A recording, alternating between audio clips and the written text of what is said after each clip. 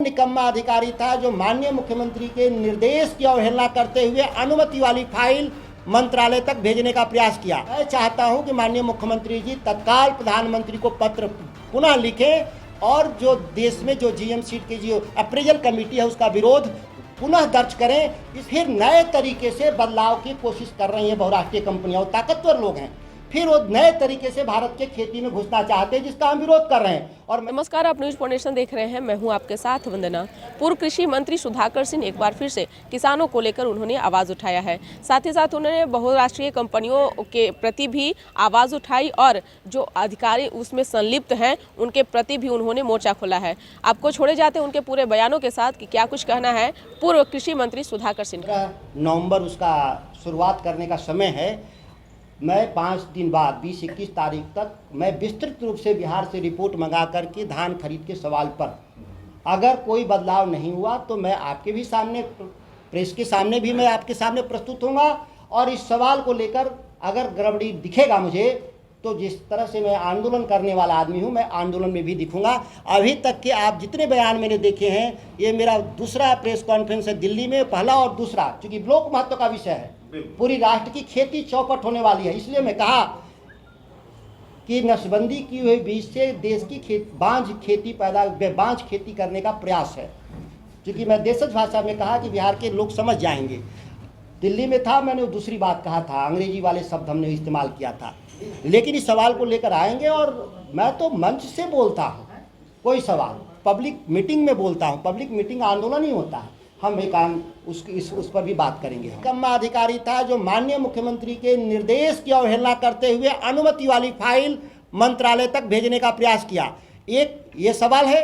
दूसरा सवाल, चूंकि यह मामला देश का है, केवल बिहार का नहीं है, और माननीय बिहार के मुख्यमंत्री जी ही इस मामले में हमेशा लीड लिए हैं, तो मैं चाहता हूं कि माननीय मुख्यमंत्री जी तत्काल प्रधानमंत्री को पत्र पुनः लिखें और जो देश में जो जीएम सीट की जो अप्रेजल कमेटी है उसका विरोध पुनः दर्ज करें। इस काम के लिए मैंने आज उनको पत्र लिखा है और मुझे पूरी उम्मीद है कि उनके विचारों में कोई बदलाव नहीं आया होगा। जिस तरह से हम लोगों को 30 साल के बाद भी विचारों में बदलाव नहीं है, तो माननीय मुख्यमंत्री जी को भी 10-11 सालों में कोई बदलाव नहीं होगा। मैं इस उम्मीद पर अभी भी कायम हूँ जब तक कि उनका अगला कोई फैसला नहीं होता।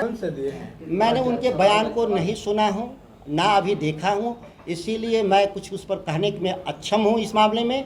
और हमारे पार्टी के वरिष्ठ नेता हैं, अगर उनका कोई अपना निजी बयान होगा तो हो सकता है उनका निजी बयान हो, क्योंकि इस मामले में पार्टी ने निर्देश दिया है कि कोई भी इस तरह के बड़े बयान जो नीतिगत स्तर पे बयान है वो आदरणीय तेजस्वी जी ही देने के लिए सक्षम हैं। अगर वरिष्ठ नेता हैं मेरे, मैं बहुत छोटा कार्यकर्ता हूं उनके सामने, उम्र के हिसाब से, पद के हिसाब से, तो माननीय तेजस्वी जी का कोई इस तरह का कोई अगर बयान होगा तो मैं देखूंगा। लेकिन मैं तो जानता हूं कि उधर से कोई बयान नहीं है।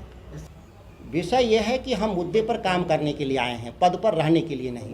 अब भी मैं आपको बता दूं, मैं नहीं एमएलए था तो भी यही मुद्दे पे काम करता था, एमएलए था तो भी इसी मुद्दे पे काम कर रहा हूं, और सरकार में भी था तो इसी मुद्दे पे काम कर रहा था, और मंत्री नहीं हूं तो फिर उसी मुद्दे पर। मुद्दे बदले नहीं जाते, राजनीति इशू बेस्ड पॉलिटिक्स है। ये सुविधाओं का खेल नहीं है कि समय के अनुकूल लोग बदल जाएं। ऐसा सुधाकर सिंह न कभी थे, न अभी है, न आगे बढ़ने का हम कोशिश देता हूं। मुख्यमंत्री से मिलेंगे आप इस मामले में? मैं पत्र भेज रहा हूं, ये मैं मिला और मिलने का कोई साक्ष्य नहीं होता, लेकिन जो मैं लिखा हुआ वो साक्ष्य है, इसको नहीं मिटाया जा सकता। मिलने का अर्थ क्या हुआ? जिस सवाल को लेकर के है, उस सवाल को लेकर के मैं रिटर्न जा रहा हूँ, लिखित में जा रहा हूँ। मिलने का भी सवाल होगा, जरूरत होगा तो सदन भी होने वाला है, उसमें क्या रहेगा? में सवाल रहेगा मेरा, ये जीएम सीट पर भी मेरा सवाल रहेगा, बिहार में मंडी कानून पर भी मेरा सवाल रहेगा, मिनिमम सपोर्ट प्राइस पर मल्टीपल एजेंसी खरीद करे, यह भी सवाल होगा। सभी के अंदर जी, आपको मैं स्पष्ट कर दूं कि यह सभी तथ्य पार्टी लाइन के भीतर हैं, और जब पार्टी लाइन के भीतर है तो पार्टी मेरे से इस विषय पर चर्चा करेगी जरूरत होगा तो, और मैं भी पार्टी से चर्चा करूंगा जरूरत होगा तो। यह विषय हमारा अंदरूनी है जिसको हम इसको सुलझा लेंगे। रूप से कैसे आप इस बात को कह रहे हैं कि कुछ नहीं हुआ? क्या हुआ? आप यह बात समझिए। फिर बात अब आप सवाल तो कर दिए तो हमको जवाब दीजिएगा कि आप ही जवाब दीजिएगा? आश्चर्यजनक है। अब सवाल आपके समाप्त हो गए तो मैं बोलूं? आपको मैं बता रहा हूं कि 90 के दशक में जो डंकल ड्राफ्ट था, जो WTO रिजीम आने से पहले जो ड्राफ्ट था उसको बोलते हैं डंकल ड्राफ्ट, जिस पर निगोशिएशन जब हुआ तो वह जनरल ट्रेड एग्रीमेंट था। तो जनरल ट्रेड एग्रीमेंट में एग्रीकल्चर को बाहर करवाने में सफल रहे हम लोग जैसे लोग, देश और दुनिया के जो लोग थे, तीसरी दुनिया के लोग, किसानों के हक में लड़ने वाले। आपको अच्छी तरह से मालूम है कि WTO में हम एग्जम्पशंस ले लिया कि एग्रीकल्चर का पर भविष्य में जो रणनीति तय करेंगे वह देश की सरकार करेगी, और इसीलिए हमको 300% आयात कर लगाने का अधिकार मिला, और इसीलिए अभी भी देश की खेती बची हुई है और हम निर्णय करते हैं कि हमको क्या करना है, नहीं करना है। तो आप कह रहे हैं कि हमने क्या बदला हासिल किया? हम दुनिया के लड़ करके हमने हासिल किया किसानों के हक के लिए इस देश में, यह साक्ष्य है।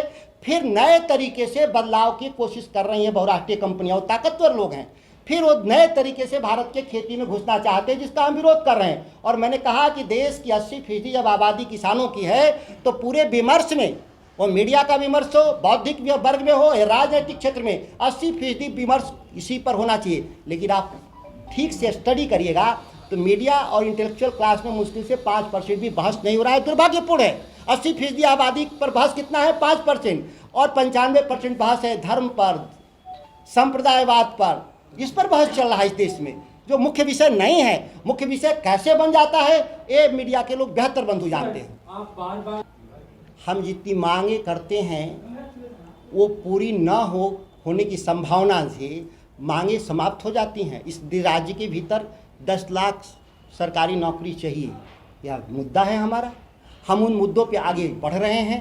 हम उसमें कितना कामयाब होंगे ये वक्त की बात है, काम तो हम कर रहे हैं।